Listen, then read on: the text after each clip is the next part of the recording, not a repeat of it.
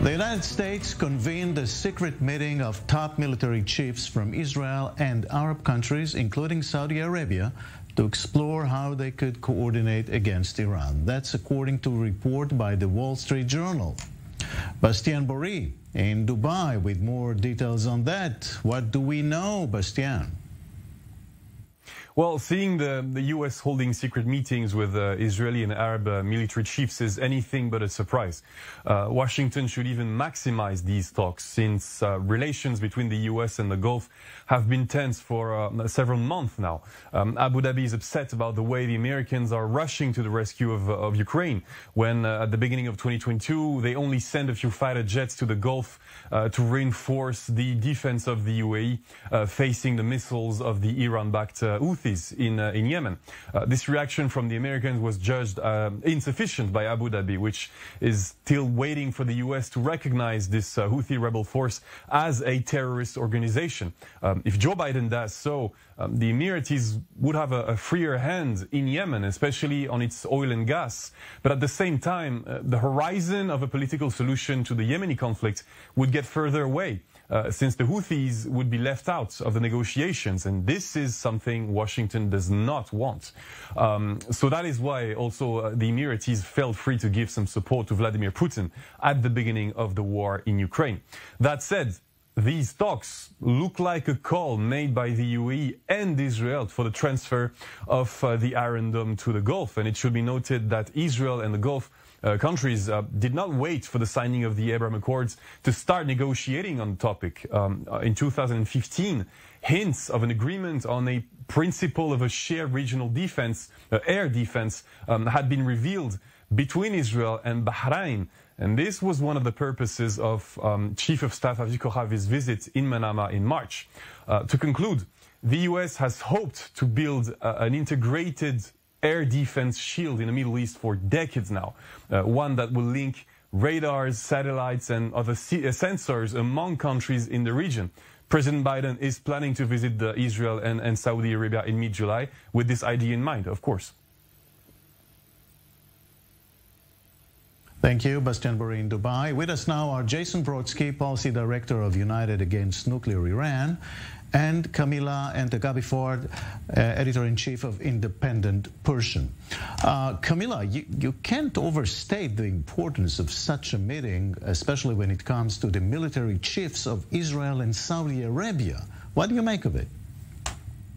Thank you very much for hosting me. Good evening to you, viewers, and the other dear guests. We cannot underestimate the importance of this meeting. However, we have to remember the accord between Israel and some of the Arab countries are not including Saudi Arabia and the others. Only two of them, United Arab Emirates and Bahrain, are part of this Abraham's Accord.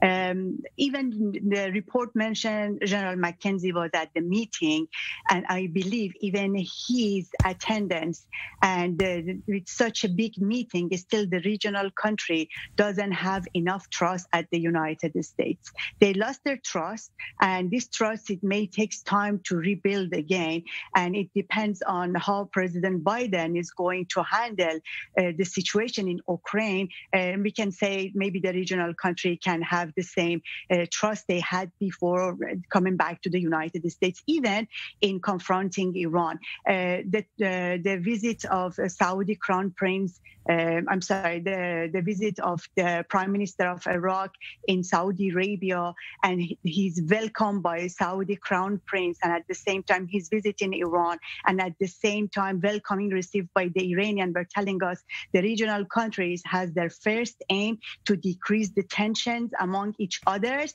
before wants to open up to other chances and channels, which we speak about, like having that kind of coalitions. Camilla, we'll be speaking about Iraq later, but I want to ask you, Jason, are we seeing here the military alliance that was whispered about all those months? It's great to be with you. I think we're seeing the beginnings of one. It's a really important meeting that took place in March, and I think that it's forming the building blocks of that very alliance. But right now, it's not an alliance. I would say it's more focused on early warning and radar.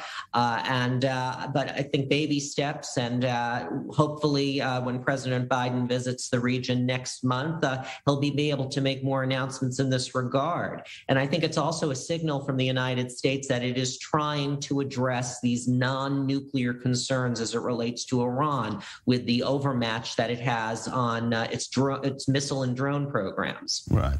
And as we know, Jason, from the past, sometimes, actually many times, military cooperation precedes diplomatic cooperation.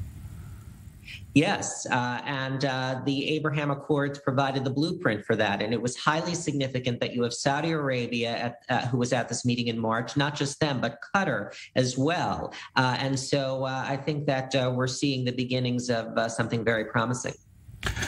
Camilla, now with the expected resumption of the nuclear talks, Israel opposes another deal. What do you think will happen? What the U.S. will do? Okay, I read in Israeli news today, which there is two different views among of the Israeli politicians, Mossad and intelligence services in the military. One is agree with reviving a deal with Iran, and the other one disagreed. I want to say even in Israeli, there is a different view about these talks and about having this agreement with Iran.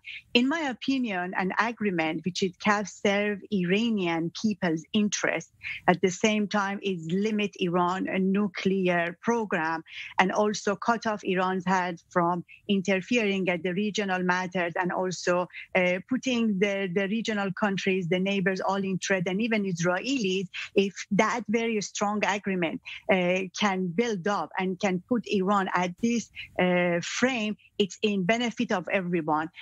So otherwise, if it become like the one 2015 signed 2 weeks, which Iran simply can resume its nuclear activities and demonstrated in Iran, is not good for Iranian, is not good for region, is not good for Israel. Right. Well, I should say that the incoming Prime Minister of Israel, Yair Lapid, was quoted today as being opposed to another deal. Jason, how do you think this will be played out in the near future? Sure. Well, I think that the debate between the IDF and the Mossad is nothing new. They have different institutional perspectives, and I don't anticipate any major changes happening before the Israeli election.